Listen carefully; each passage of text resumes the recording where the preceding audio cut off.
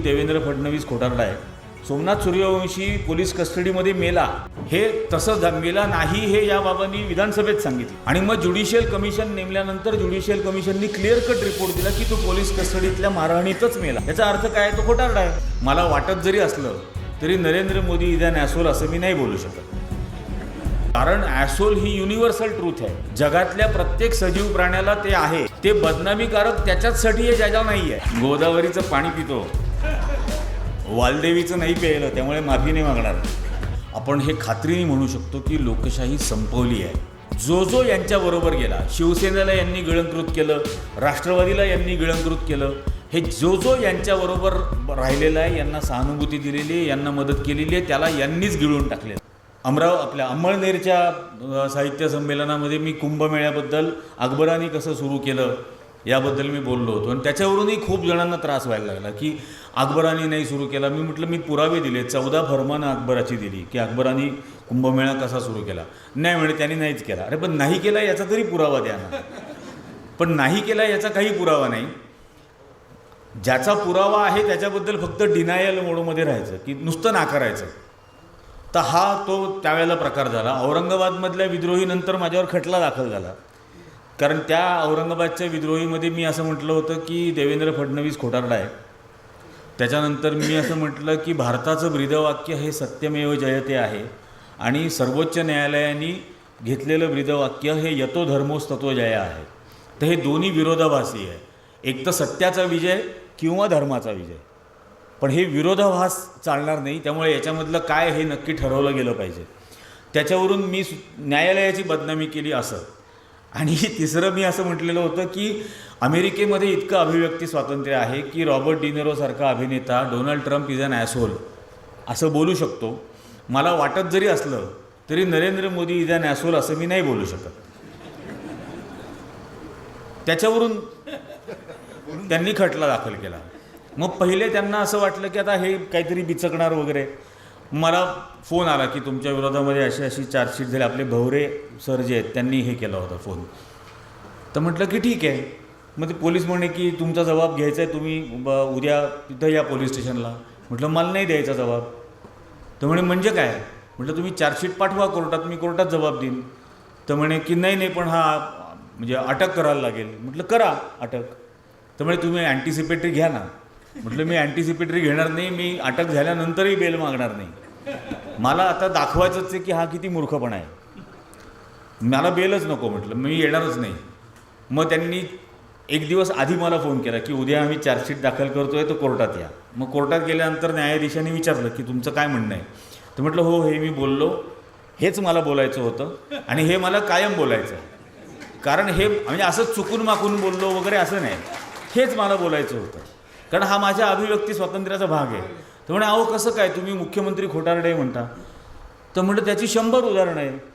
Somnath Suryavanshi police कस्टडीमध्ये मेला, हे तसं मेला नाही हे या बाबांनी विधानसभेत सांगितलं.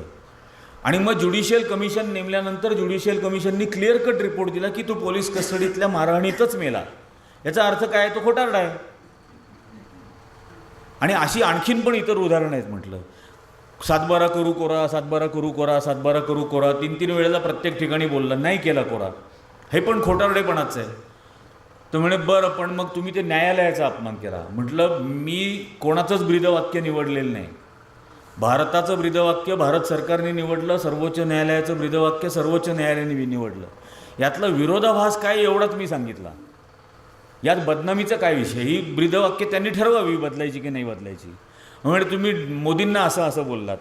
तर म्हटलं मोदींना असं बोलता येणार नाही असं मी बोललो. तर म्हणे की नाही तुम्ही अप्रत्यक्षरित्या बोललात. तर म्हटलं खरं तर मी प्रत्यक्षरित्या पण बोलू शकतो. कारण ॲसोल ही युनिव्हर्सल ट्रूथ आहे.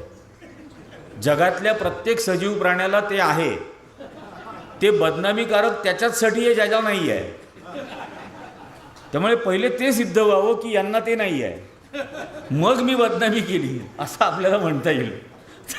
त्यांनी पण डोक्याला हात लावला. ते म्हणे की जा. मग मी त्यांना म्हटलं की अहो नाशिकचं आहे म्हटलं, गोदावरीचं पाणी पितो, वालदेवीचं नाही प्यायलं, त्यामुळे माफी नाही मागणार. पण हे होत राहतं आणि हे होत राहणार. आता या परवाच्या निवडणुकांचे निकाल लागल्यानंतर तर आपण हे खात्रीने म्हणू शकतो की लोकशाही संपवली आहे. म्हणजे महाराष्ट्रामध्ये व्होट चोरीचा जो एक्सपेरिमेंट केला होता त्याला कायदेशीर मान्यता SIRच्या मार्फत दिली आणि SIRमधून व्होट चोरी केली गेली आणि त्यातून या निवडणुकांचे निकाल ज्या पद्धतीने आलेत ते आलेत. अर्थात बऱ्याच मी आजच्या एका ठिकाणी पण हेच म्हटलं की या फॅशिझमला ज्या ज्या लोकांनी ताकद दिली त्याच्यामध्ये ममता बॅनर्जी पण होत्या. 2002 साली ज्या वेळेला गुजरातमध्ये मुसलमानांचं हत्याकांड झालं त्यावेळेला या केंद्रीय मंत्री होत्या आणि त्याच्या विरोधात राजीनामा देऊन या बाहेर नाही पडल्या. मुळात यांची इच्छा काँग्रेसनी कम्युनिस्टांच्या विरोधामध्ये भाजपबरोबर युती करावी बंगालमध्ये अशी होती. त्याला प्रणव मुखर्जींनी नकार दिला म्हणून मुकुल रॉयबरोबर यांनी तृणमूल काँग्रेस काढली आणि जाहीर सभांमध्ये भाजप आमचा नॅचरल अलाय आहे असं भाषणं त्यावेळेला करत होत्या. त्याच्यानंतर जे काही घडत गेलं म्हणजे तो राजीनामा नाही दिला. आत्ता अगदी इंडिया अलायन्स करायचं नाव काढलं, इंडिया अलायन्समधून ऐन वेळेला बाहेर पडल्या, लोकसभा स्वतंत्र लढवली. हे वारंवार त्यांनी हे केलेलं आहे. मी त्यांना मुंबईत पण हे त्यांच्या कार्यक्रमात बोललो होतो की आम्ही तुमच्या याच्यावर विश्वास का ठेवू. तुमचा मोदींच्या फॅशिझमला विरोध आहे पण तुमचं पण ते एक फॅशिझम आहे. तुमचं कार्टून काढलं म्हणून 1.5 वर्ष पत्रकार तुरुंगात ठेवला होता यांनी. तर म्हणजे नितीश कुमार असेल हे असतील यांनी दरवेळेला बळ दिलेलं आहे आज. म्हणजे आणि हे प्रत्येक राज्यामधलं आहे. अकाली दलाला यांनी गिळंकृत केलं, यांनी जनता दल युनायटेडला गिळंकृत केलं, नितीश कुमारच्या पक्षाला आता ममता बॅनर्जींना गिळंकृत करून टाकलेलं आहे. त्याच्यानंतर नवीन पटनाईकच्या पक्षाला यांनी गिळंकृत केलं. जो यांच्याबरोबर गेला, शिवसेनेला यांनी गिळंकृत केलं, राष्ट्रवादीला यांनी गिळंकृत केलं.